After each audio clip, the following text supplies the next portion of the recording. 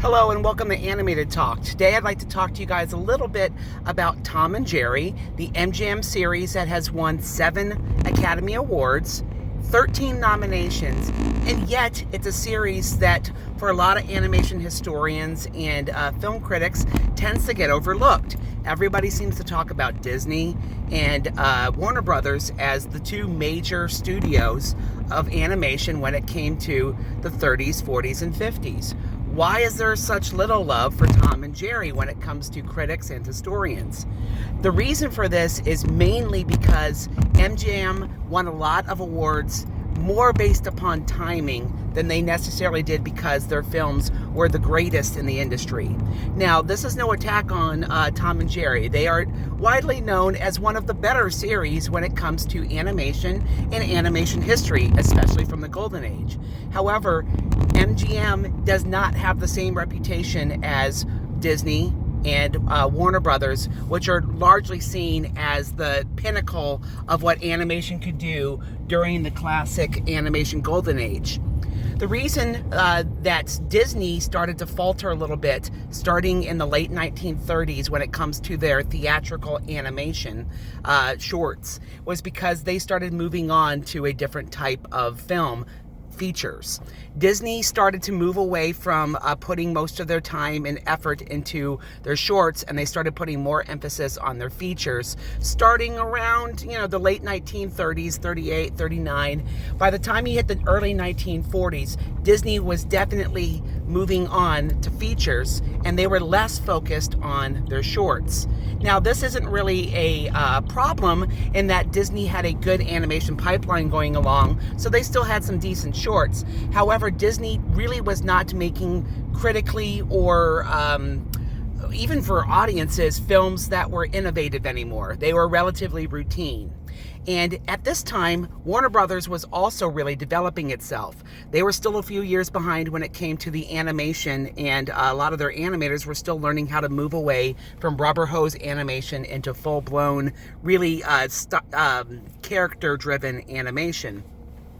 And they were still developing some of their directors. Two of their most famous directors at Warner Brothers, Fritz Freleng and Chuck Jones, were still developing. And so in the early part of the 1940s, Warner Brothers was still kind of figuring themselves out a bit. They had a couple hits here or there, but generally speaking, they were very inconsistent. Stepping into the void was Tom and Jerry. 1940, they come in and the cartoons were polished, and they were relatively innovative for the time because they had a more aggressive, brash form of animation and comedy, and so the cartoons were doing well when it came to the Oscar season. They genuinely were some of the better cartoons of the early 1940s, but it was mostly because there was a little bit of a void in the industry. The industry was still starting to innovate itself, and Disney and Fleischer's were moving towards features, and so they were less competition for MGM. By the time you get to the middle 1940s, Warner Brothers definitely had figured themselves out, and they were a really, really strong animation studio. However, by that point, MGM really, when it came to lobbying for themselves and having a presence in the industry, had really taken a foothold. And so they had a really great campaign for their yearly output when it came to the Tom and Jerry series.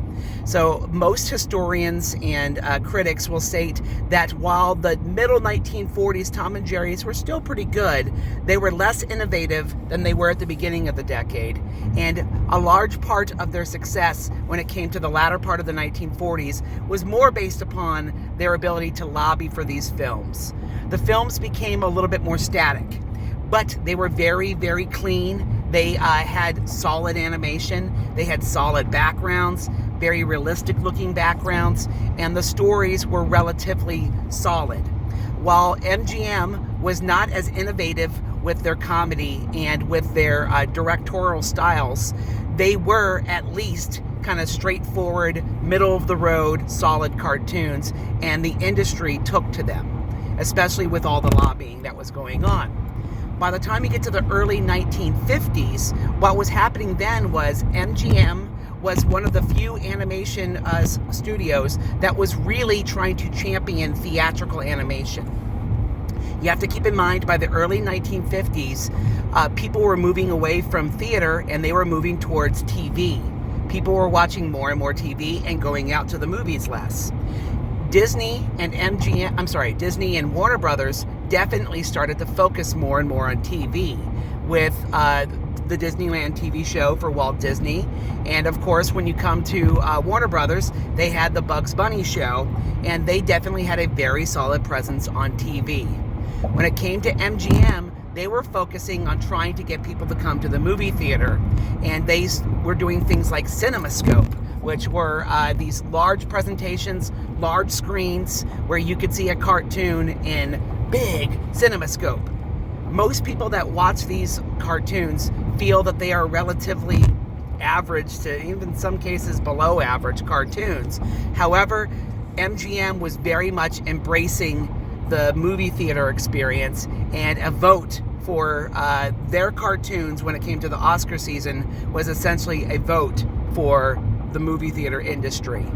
And so the early part of the 1950s and until the mid-1950s, Tom and Jerry, again, got a lot of nominations, and they were very, very popular because they were really showing that they cared about the theater industry.